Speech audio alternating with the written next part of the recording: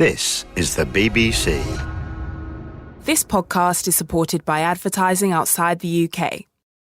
BBC Sounds. Music, radio, podcasts. Welcome to the download of Moneybox Live, the programme about your money. Today we're talking about weddings and civil partnerships, because it's going to be a summer of celebration. June the 21st wasn't the Freedom Day we had all hoped for, but the rules for celebrating couples have been relaxed, even if dancing still isn't back on the table, and especially not dancing on the table. But the big day can have a big price, and that's concerning for couples who are worried about more COVID chaos.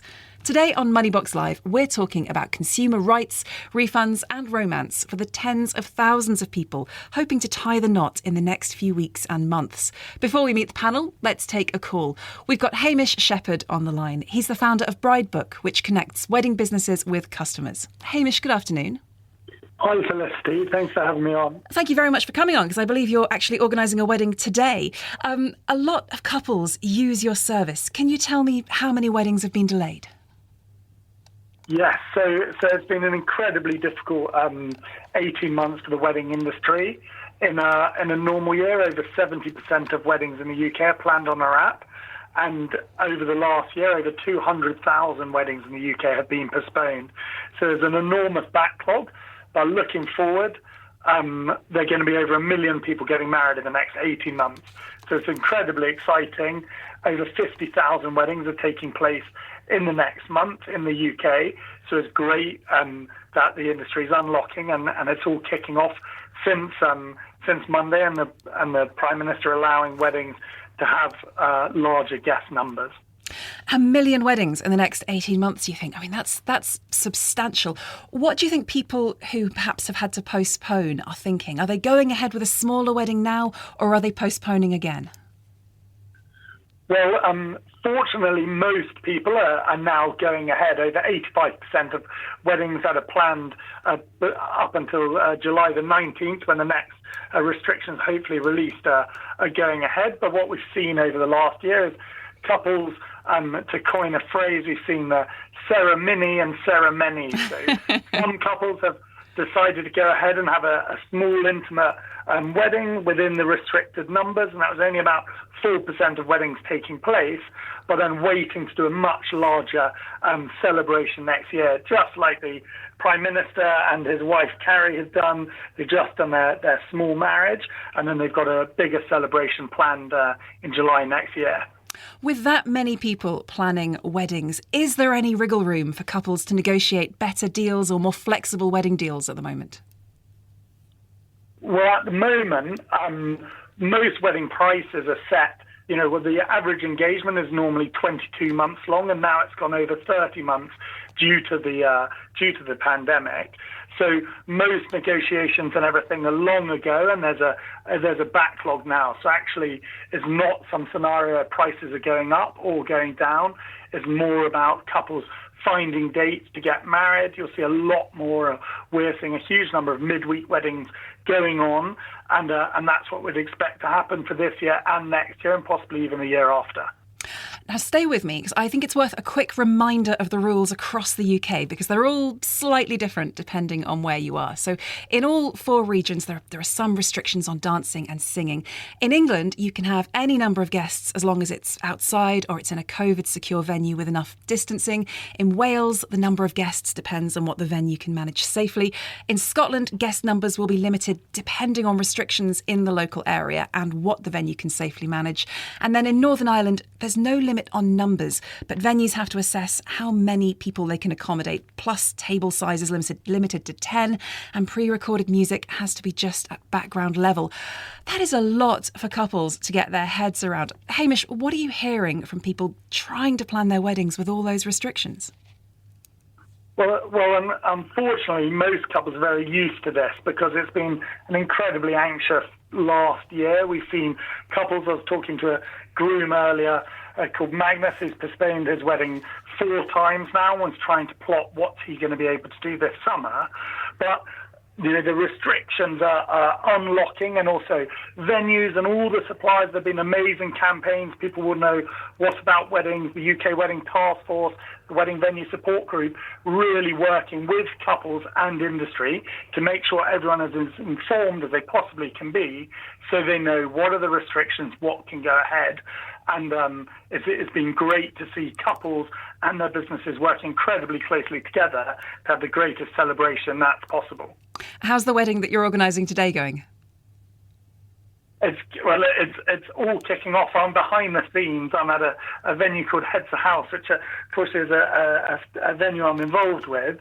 And it's just a very special occasion. The numbers are smaller than they would normally be to be within the restrictions. But as you can see, with many of the guests, it's the first time they will have seen each other for 18 months. So it's incredibly special, even though there are, requirements for masks and some restrictions. This is even more memorable than potentially a moment before the pandemic. And I'm sure the couple are going to have a truly special day. Hamish Shepherd, founder of Bridebook, thank you very much. We better let you get back on with that. Listening to that is our panel of wedding experts. We've got Pran Bornott, a litigation solicitor specialising in wedding law at Meeby & Co.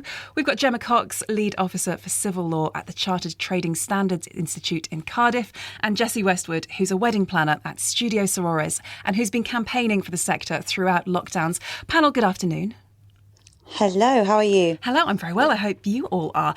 Gemma, this is a very difficult time for couples, but also suppliers, isn't it? Absolutely. And it's been such a challenging time for everybody involved. My colleagues, training standards professionals all across the UK have been working really hard with businesses. We just heard there from Hamish about all of the challenges that they have had as well, and the importance of education. So educating businesses and consumers so that they understand the rights and restrictions, and everybody can work together then to try and deal with this very challenging situation. It is a very challenging situation. Pran, I've heard of the wedding singer. You're the wedding lawyer. Has COVID meant there's been a boom in wedding litigation? Unfortunately, yes. Since the 23rd of March last year, that night when we were all in front of our TVs, when we heard weddings were banned, there's been a huge increase in litigation between suppliers and consumers. Us alone, we've been either claiming or defending around £9 million worth of refunds. So I think we've seen a huge amount of litigation. I think the sector is going to become more litigious going forward between both couples and suppliers themselves. And Pram, one thing that couples really need to understand when they're looking at the contracts they're drawing up is this frustration of contract is the phrase. Can you explain what that is? Of course. So where a contract it cannot go ahead because it's either impossible for it to go ahead, for example, a ban on weddings, or where what is supposed to be provided is radically different to what the couple anticipated getting. We call that, we say the contract has been frustrated, i.e. the contract simply can't be performed. And where that happens, the starting point is a refund to be given to couples, minus any costs that have been incurred by suppliers. Now, we've seen, when the government had basically said, sorry, weddings are banned, there was quite a strong argument to suggest that wedding contracts had been frustrated because it was impossible for those contracts to go ahead. Now that there is an easing of the restrictions, those sorts of arguments are certainly becoming more difficult for couples to try and rely on. Yeah, that's very difficult. Gemma, that's very difficult, isn't it? Because couples, perhaps they've got this vision of a big dream wedding and lots of people dancing. Can they use the fact that they can't have that dream wedding as a reason to cancel the caterer, unbook the band? The difficulty is that it depends on how significant. We've just heard there that there needs to be a significant or a radical change in the agreed contract. So if it is now able to go ahead with the majority of, you're able to have the majority of your guests, you're able to have a ceremony, you're able to have the food and drink that you've agreed, etc., with just some minor changes to ensure that it complies with the current legal requirements, then it is going to be very difficult for consumers in those situations to argue that the contract has simply come to an end. So instead, we'd be looking at other appropriate situations, maybe a breach of contract, or what we would advise is work with the business, have those discussions about what changes are necessary, if the wedding is going to go ahead and you want to do that, or if you really don't want to go ahead, have the conversations as early as possible with the business about whether there's a possibility for changing that date and putting it back if it's not going to lead to the dream day that you're looking for. Well, Jessie, as a wedding planner, you must be having a lot of those conversations at the moment. If there's a bottleneck of weddings, if people are sort of waiting and going to have them over the next few months or next year, is it going to be more expensive than normal, do you think, to organise a wedding or a civil partnership? No, I don't think so at all. I think that prices typically increase every year, as any other business and any other industry would. But there doesn't seem to be much inflation of price at all over the next year. And I think, as Hamish pointed out before, actually most of this year and most of next year is all of our postponed couples that we've moved sort of as far as we can to help them, who booked, a year, 2 years ago. So in fact, really, we're looking at prices that are 2, 3, sometimes even 4 years old. So no, I don't think that the price will increase for people at all, no. Is it a challenge, Jessie, for the wedding industry if people are having to, or even later on choosing to have these smaller events? It's a huge challenge, yes. I mean, we're an industry that absolutely relies upon higher numbers in terms of our profit margins. Small weddings simply don't employ people in the supply chain. You only have to think about more people, more tables, more flowers, more stationery, more food, and it starts adding up as to why small weddings don't work for the majority of us. And not to mention, culturally, many parts of society just don't do small weddings. And I would have to say, I'm not really seeing this uptick reported on micro weddings, as they're being called, small weddings. It's actually the opposite. People are desperate to get everybody together. They've missed them. They want all their family and friends there. They're happy to perhaps do something smaller in exchange for doing something larger later on. But I think those that wanted small weddings have always wanted them, so I don't really see a big shift there. A lot of people do want a party right now. Well, let's go to another call. Rachel is joining us from London. Rachel, hello. Hello. So you're getting married to Jamie. When are you planning that? We're looking at spring 2022. So hopefully, through the worst of it, what are your concerns? Do you have any questions for the panel? So we started planning in the midst of the pandemic, and one of the things we found is that it's not really possible to get the kind of insurance cover that we would have liked, or rather you can get insurance, but all the insurance products now say that anything to do with COVID isn't covered, which obviously includes lots of things that would normally be covered, like if a supplier doesn't turn up, if they don't turn up for a COVID reason, then suddenly that's not covered. And I was wondering, is it still worth getting insurance? And if it's like this, what other protections are there?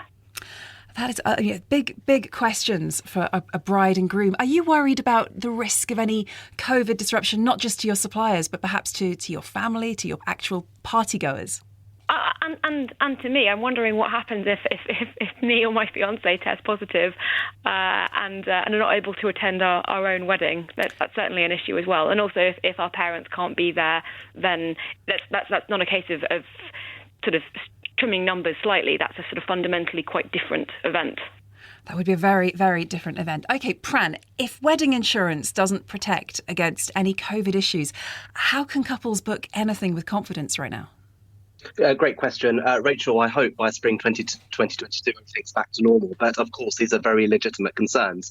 The first thing I would absolutely say is, as far as you possibly can, if you can pay any of your suppliers by credit card or debit card, if things didn't go quite to plan, there is a mechanism in place where your credit card companies can potentially fight disputes on your behalf. So that's certainly the first thing I will try and make sure you do. The second is making sure you do check the contract very carefully. Do your suppliers make it clear how they intend to spend your money between now and your big day? If not, it's really worth trying to understand what kind of costs will be incurred between now and the big day. How will your funds be protected? Are they going to be put in a separate bank account? Will your funds be ring-fenced in any way? I think that's really important. Ensuring that you've got regular communication with your suppliers just to ensure that, they are trading, that they're not going through any financial difficulties themselves would be really important. And I think really finally, carry out your due diligence on all your suppliers, making sure that, they are in a healthy financial position and that they are going to still be around in spring 2022 to perform the contracts that you've entered into. Gemma, if Rachel or Jamie did test positive the day before the wedding, or if a close family member that they really want to be there did, do they have any legal protection when it comes to a refund or postponing? That's a real difficult one, because obviously the business will be able to fully perform the contract. The wedding will all be there and ready to go. So this is where traditionally things like insurance would have been helpful for illness, and obviously this is part of the challenge at the moment with these types of issues not being covered. I think that, to be honest, at the moment, hopefully, as Pran just said, things will be different by the time it comes to Rachel's wedding. But I think the important thing when you're researching and you're deciding on your suppliers is to write down a list of all of your concerns and your questions. Have those open conversations with the suppliers about different scenarios and situations. The difficulty is looking at the terms and conditions in the contract. Does it seem transparent and fair? But if ultimately something happens the day before, the business will have already got all of the wedding equipment, the food, all of that ready for the big day. So there is limited protection in those situations, unfortunately, which is a worry, understandably. It is a worry. Rachel, I can feel the whole panel just willing it to be all right by April next year. Jessie, listening to Rachel, insurance is so important for couples, isn't it? Is there an answer? There is an answer, yeah. And Rachel, Jamie, I've definitely got your back in trying to fight for that answer to realise itself. I, amongst other people, have actually come up with a government-backed scheme that would work to bring insurance back into the market. And for me, it's so critical for businesses and couples to have their pockets protected and to include COVID cover. Typically wedding insurance wasn't a huge thing. People didn't, I think 30% of couples took it out. I think that percentage will be a lot higher now. And people are understandably really very concerned about, a further lockdown, a family member or friend getting COVID, or even a supplier, having to isolate or having COVID. And there really are no easy answers with that. And, the wedding industry has had no financial support for a year. We ultimately are in a position where couples and business are having to work together to find solutions through this, because, there's no easy answers when problems come up. But insurance would absolutely protect both sides, and it definitely should come back into the market. And ultimately, if we open up on the July the 19th and we never go back into lockdown, that scheme would never cost the government a penny. So I'm pushing really, really hard to get it as soon as possible. And I really hope that for weddings next year, at the very latest, we have it in place. Well, if we do get any information on that, we'll bring it to you on Moneybox. Rachel, there's a lot of uncertainty. Has that been some help? I think that most of it's something to look forward to. Good to know that there is work going on the insurance side of it. And I know that lots of other people are in my position, so solidarity with everyone else like that. Are you still enjoying planning it and looking forward to it? It's really nice to have something to look forward to, yeah. It definitely is. Rachel, thank you very, very much for joining us. Now, we've heard from lots of brides, grooms and quite a few parents who are also worried about the cost of a COVID wedding. Emma has messaged to say it's been a nightmare. She says, we booked the wedding in 2017 for July 2020, paid all the suppliers up front. Now we're on our fourth date, and each time we changed our venue, made us sign a new contract. All the suppliers have been good about moving, except the venue, which has charged hundreds more pounds to switch. Pran, can a venue charge you more to move to a new date? The short answer is it really does depend on what their contract says. As what's been touched on earlier, the cornerstone of a consumer contract is that the terms are fair and transparent. So if there isn't a mechanism within the contract for a venue to charge prices, a hike in prices year on year, the short answer is I think it could be deemed as an unfair term if the venue are charging year on year for every postponement. So the short answer is they may try their luck and they may try to ask for more money. But if it were to be contested in court, I think a couple will be within their rights to argue that these were just terms they were not aware of when they signed the agreement. These terms are not transparent and therefore they should not have to pay such charges. If Emma has signed a new contract every time they've sort of updated the date, that'll play a role in that, won't it? It would play a role if they have voluntarily signed the contracts. Quite often, new terms that are slapped on a couple after they've signed their original contract could again be deemed as unfair terms. So it really does depend on what the circumstances are when a couple sign a new contract. If they're forced to sign it and they had no alternative other than lose all the money they've paid, the couple could argue, well, you know what, we weren't acquainted with these terms when we first entered into the original agreement. These are new terms. We were forced to sign up to these. And again, those could be deemed as unfair. Gemma, this just shows how important reading the small print is, doesn't it? Absolutely. And as Pam said, there is consumer protection law there for this exact reason. And we do understand that it can be very difficult, particularly when you're so excited about planning a wedding. Most consumers that I speak to will tell me after the event they didn't really read through all the terms and conditions, and that can be a problem. So one of the things I would say, it is exciting. I remember when I planned my wedding and how exciting it was to go around and look at all of the venues and speak to the suppliers. But it is important that you take time to read through everything carefully. And if you don't understand any of the terms, ask the business, what does this term mean? What do you mean by that? Because they should be able to explain to you what their own terms and conditions mean. And the terms and conditions, they must be fair. And if they're charging any cost, they must be a genuine representation of the cost that the business is incurring. So things like deposits, the Competition and Markets Authority have done some really good guidance for the wedding sector on things like deposit amount. So it should be a small percentage of the total price for your wedding that basically represents the cost of you reserving goods or services. So it's really useful for both businesses and consumers to have a look at the Competition and Markets Authority website and also Business Companion, which is the trading standards business advice. And it gives you lots of information about things like unfair contract terms and also how to draft terms. So if you're a business and you're not sure what you can and can't do, that's a good starting point. I have to confess, I don't remember reading any of the small print for any of the contracts around my wedding, but clearly always important, especially during COVID. Jessie, just before we came on air, I was talking to a BBC producer whose wedding was cancelled last year, and his venue wanted another £6,000 to move it to this year. Are you just not seeing that? Is that unusual? That is unusual, certainly a large fee like that. I think the thing is that people have to understand whether they're giving advice, from a legal perspective or whether they're a couple or whether they're a business, is that not every wedding business is the same.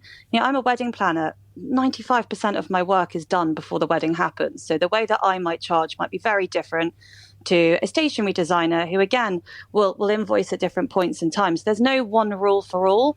And the other thing I think is really difficult, and something when I always talk to people about compromise and empathy and really looking at things, is that we are a seasonal sector. Many dates in a year that we have available, only so many weekends, peak dates.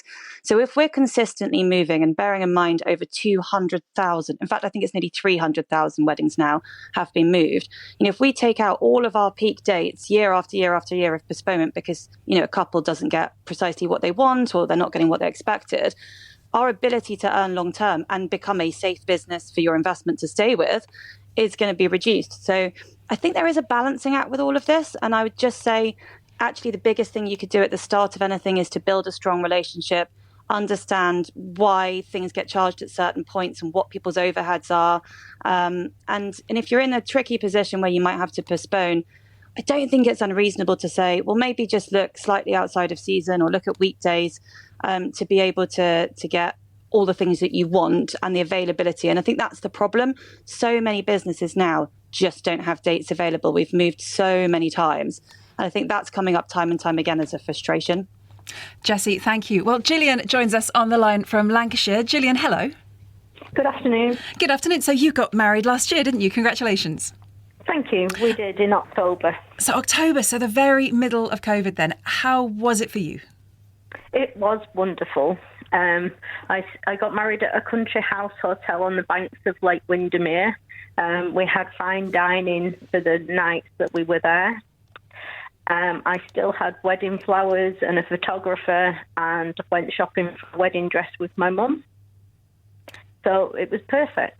It sounds absolutely magical. I mean, for you, was COVID almost an excuse for having a smaller, maybe cheaper wedding of your dreams? It wasn't so much about the price, although I am quite frugal and don't see the point in spending tens of thousands of pounds on what is one day. For me, it was more that my dad passed away 7 years ago. And so for me to have a traditional wedding, it would be tinged with sadness that Dad wasn't there. Myself and my husband are quite private anyway, so we wouldn't have felt comfortable with 100 people there watching us say I do. So it was lovely, really, to get the wedding that we wanted, which was always planned to be just the two of us. Now, and COVID allowed that. A lot of people listening will be facing a much smaller wedding than they wanted, for reasons beyond their control. It's not necessarily what they wanted. Would you recommend a smaller wedding to those couples who are worried that they're not going to be able to throw a big event during lockdown? Definitely. I was listening to your earlier caller, and she's talking about contracts and small print and everything. I had none of that, and to be fair, it would have spoiled a wedding if I'd have had to be worried about contracts and everything. So I definitely recommend a smaller wedding. It's far more intimate. It's about what, for me, a marriage is about. It's about that commitment between husband and wife. And so, yeah, I would definitely recommend a smaller wedding. And of course, with a smaller wedding, there is a lot less to go wrong as well. Gillian, thank you so much for joining us and telling us about that. And congratulations on your intimate COVID wedding. I hope you enjoyed that download of Moneybox Live. Thanks to all the couples who got in touch, and best of luck with your celebrations, whatever they look like. Many thanks to my panel, Pran Bornott, a wedding lawyer from Mebe & Co, Gemma Cox from the Chartered Trading Standards Institute in Cardiff, and Jessie Westwood, a wedding planner at Studio Sorores and also a campaigner for the sector. If you have a money issue you'd like us to look into, then get in touch. Email moneybox@bbc.co.uk, or you can find us on Twitter @Moneybox. Paul Lewis is back at midday on Saturday, and next week Adam Shaw will be back with Moneybox Live, discussing local communities generating their own energy. Today, the producer was Paul Waters, editor Alex Lewis, studio manager Barry Byrne, and I'm Felicity Hanna. Are you fed up with the news? As you know, people are fed up. Next slide, please. The Skewer. The news chopped and channeled. Welcome to the repair shop. In the repair shop today, Matt needs help with a cherished possession. What have you brought us? A National Health Service. Oh dear. It's everything you need to know. Like you've never heard it before. Have you ever dabbled in an animal? I haven't said no. You've tried? Donkeys. Dating. Appears we had a good time at university. The biggest story. Next. With a twist. Suddenly, thank God, Spider-Man came in and said... Spider sense is tingling. Spider-Man quite rightly was saying... Tank fly, boss walk, jam, nitty-gritty, you're listening to the... Chief Medical Officer Chris Whitty. By John Holmes. Crack team of sound wizards. Kate Winslet has saved the Health Secretary, Matt Hancock, from the jaws of a crocodile by punching it in the face. Suppliers of racist and sexist tweets are struggling to meet demand. Multi award-winning satirical comedy. Order. Video link. Scott, man. Scott. Sorry, you sound like a Dalek. Barry Gardner. You are an enemy of the Daleks. Video link. Paul Blomfield. I'll be back. We'll try and get you the back. The Skewer. Listen now on BBC Sounds.